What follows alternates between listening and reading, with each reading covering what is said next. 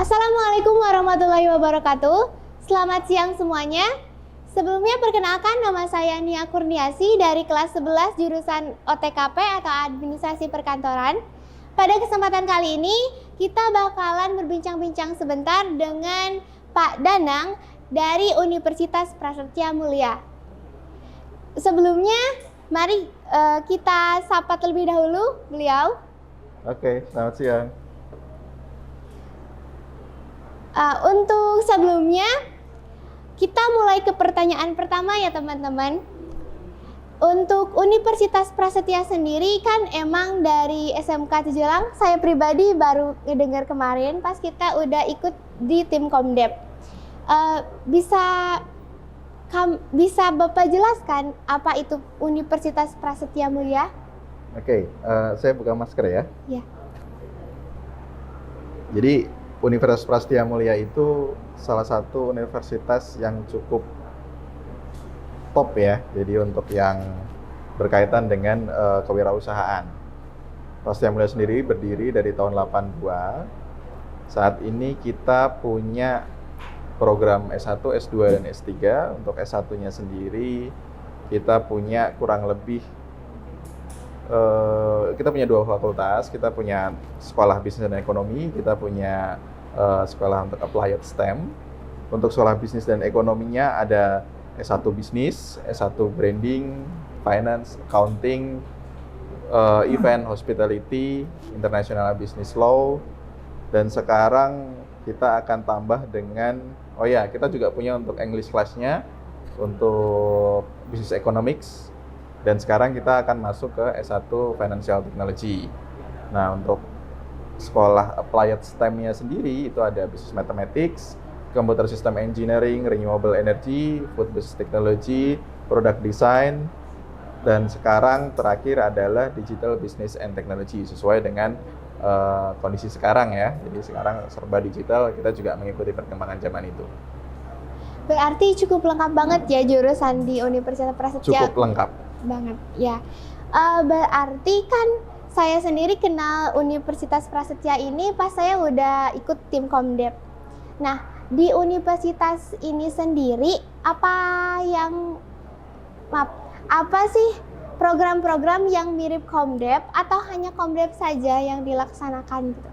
Nah, Komdep itu salah satu program unggulannya Prasetya Mulia. Kenapa kok kita bisa bilang program unggulan ya?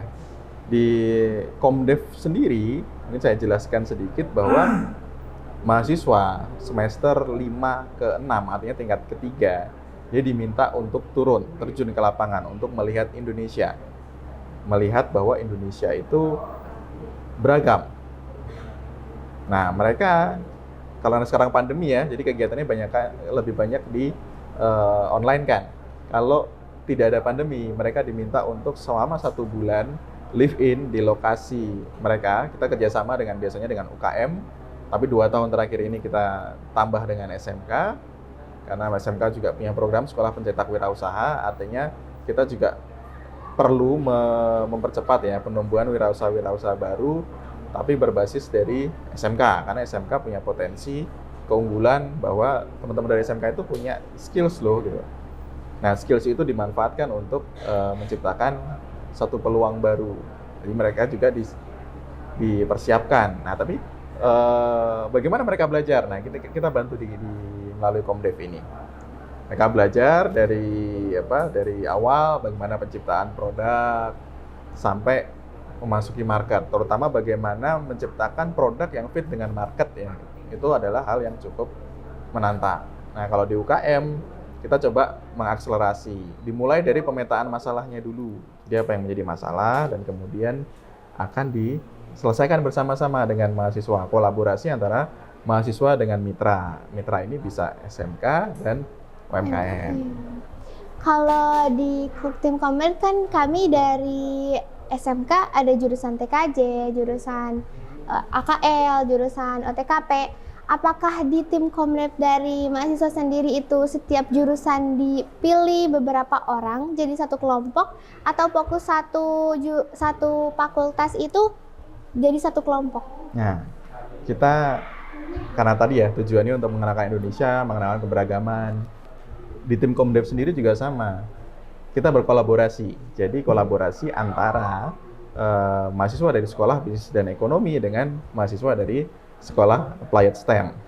Nah, dari setiap tim mahasiswa, satu kelompok itu kurang lebih terdiri dari 7-8 mahasiswa, itu dari bermacam program. Jadi ada perwakilan dari masing-masing jurusan. Tentunya jurusan yang paling banyak mahasiswanya akan bisa jadi satu kelompok bisa menempati 2 atau 3 mahasiswanya.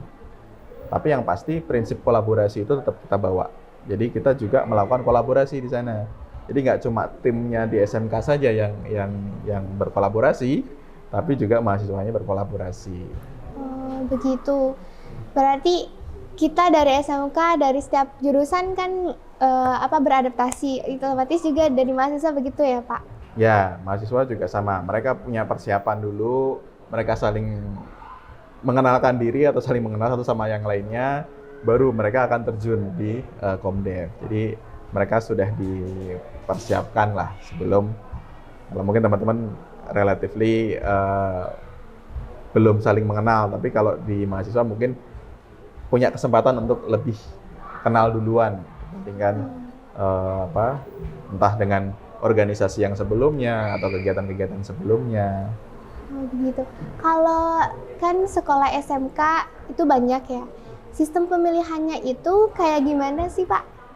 Nah, tahun ini kita tuh Komdev dengan 20 SMK.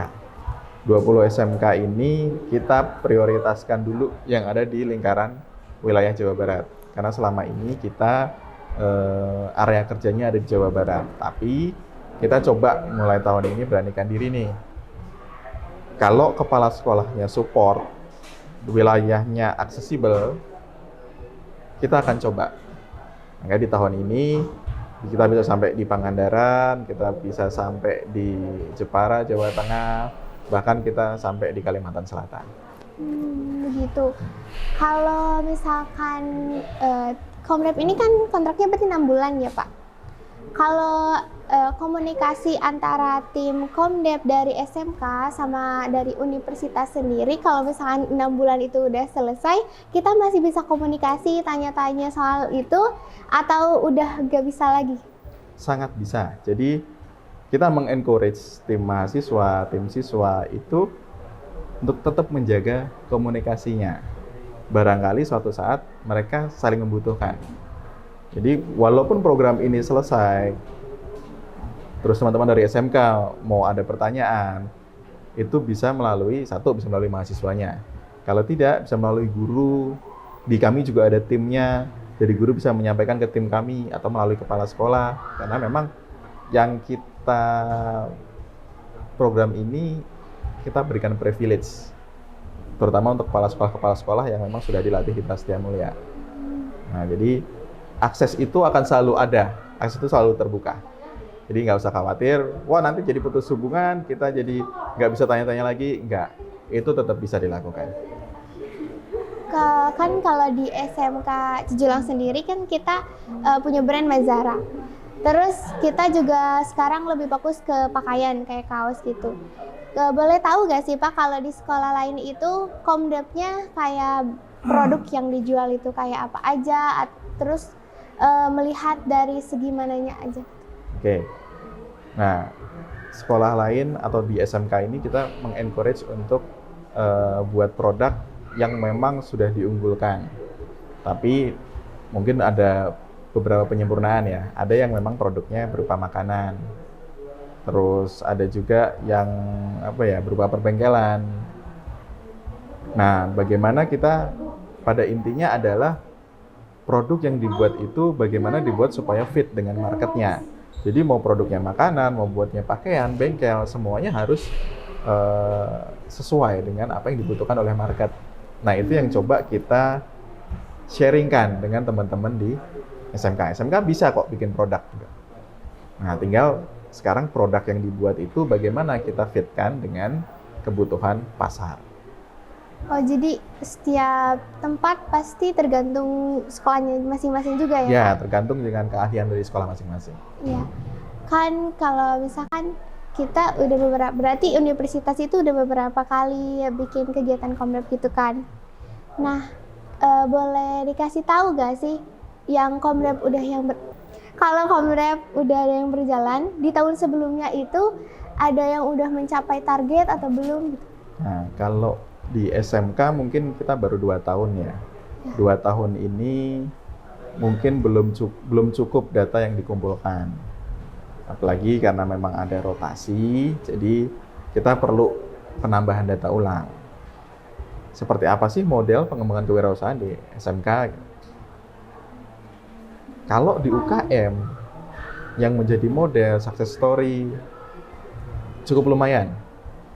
Bahkan mungkin ada yang tadinya hanya sebagai pengantar keripik, terus jadi bisa produksi sendiri, jadi sampai lulus sarjana, itu ada. Ada yang terlilit hutang, rumahnya mau roboh, sampai rumahnya jadi keramik, dan punya omset yang mencukupi, itu juga ada. Tapi semua tergantung dari pribadinya masing-masing. Komdev hanya bersifat sebagai katalis ya, mempercepat reaksinya saja. Jadi ada teman ngobrolnya, dipercepat proses itu, sehingga goal-goal mereka tercapai. Harapannya mereka semua bisa naik kelas. Kalau harapan dari Universitas Prasetya sendiri mengenai program Komdev ini, atau sebatas pengennya itu mahasiswanya harus bisa tanpa melihat kami dari bagian lain, misalnya dari sekolah atau UMKM-nya gagal atau apapun, yang penting mahasiswanya bisa bikin mereka atau membimbing mereka jadi. Nah, kalau target dari kami, tentunya harapannya bisa sukses ya. Ketika diberikan kita buat satu program, kita delivery program, goalnya apakah ada peningkatan omset, peningkatan penjualan, terus pengetahuan. Artinya goals kita adalah membuka akses-akses, bisa itu pendidikan, pasar, terus bagi penjualan. Nah, kita pengen buka akses itu semua, tapi permasalahan itu mana dulu yang harus diprioritaskan. Nah, kita pengen mahasiswa bisa punya satu kemampuan ya untuk menganalisis hal tersebut. Setelah ditemukan masalahnya, dikomunikasikan. Nah, di sini ada timbal balik. Mahasiswa bisa berikan ilmu, dari pihak sekolah atau mitra bisa menunjukkan, oh ini loh keadaan kami, ini loh keterbatasannya. Bahwa yang dirasakan mahasiswa berbeda dengan apa yang dirasakan oleh siswa, oleh sekolah, atau oleh UMKM. Nah, sehingga di sini ada timbal balik, saling mengerti keadaannya. Nah, kalau harapan kami dari mahasiswa punya kemampuan itu, karena isu kedepannya adalah tentang berkaitan dengan sustainability. Dan kita di bisnis tidak hanya mementingkan profitnya saja, tapi bagaimana bisnis bisa menjadi kemudian mensejahterakan lingkungan sekitarnya. Sehingga kalau dalam level desa mungkin bisa jadi desa yang mandiri, desa yang warganya punya pekerjaan tetap, anak mudanya tidak keluar desa ke kota untuk mencari industri. Nah, artinya penumbuhan wirausaha baru, pada akhirnya impact-nya sampai ke sana. Tapi tentu itu bukan sesuatu yang mudah ya. Jadi kita tetap step by step kita mengarah ke sana. Baik. Terus kalau misalkan Komdev sendiri kan ada yang ke UMKM sama ke SMK. Kalau faktor kesulitannya itu lebih banyak dengan SMK atau dengan UMKM sih, Pak? Nah, kalau faktor kesulitannya mungkin sekarang lebih sulit SMK ya. Kenapa kok lebih sulit SMK? Karena experience kita untuk UKM sudah mulai dari tahun 2008. Kita sudah punya model yang katakanlah bagaimana menghandle UKM itu kita sudah punya ini ya, sudah punya gambaran. Tapi begitu kita masuk ke SMK, yang terkadang begitu masuk, apa ini gitu kan? Akhirnya kita harus jelaskan ulang. Makanya tahun pertama, tahun kedua ini kita mencari data dulu. Kita akan coba bangun success story-nya, karena sama-sama membutuhkan nih Jadi SMK itu kan mau mencetak wirausaha. Iya. Apakah yang selama ini diperoleh sudah mencukupi untuk menjadi seorang wirausaha? Nah, di sini kita coba perkuat. Jadi misi untuk menciptakan wirausaha baru dari SMK itu bisa semakin kecil gapnya dan semakin cepat untuk terwujud. Gitu. Kalau di Universitas Prasetya sendiri, kan di Indonesia pasti banyak banget SMK ya Pak. Itu tuh targetnya harus semua dapat Komdef atau Universitas Prasetya bisa saja menghentikan program Komdef. Nah, kalau untuk se-Indonesia sepertinya tidak ya, karena mungkin banyak universitas lain juga yang terutama sesuai dengan daerahnya, wilayah kerjanya secara geografis. Nah, ini kita berikan program hanya kita uji coba dulu, tapi untuk memang kepala sekolah yang dilatih di Prasetya Mulia. Ini sebagai wujud untuk pengembangan yang berkelanjutan.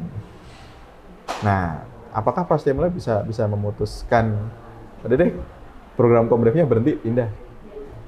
Ya, itu bisa menjadi sebuah kesepakatan ya. Artinya, apakah kehadiran kami memang dinilai baik atau tidak?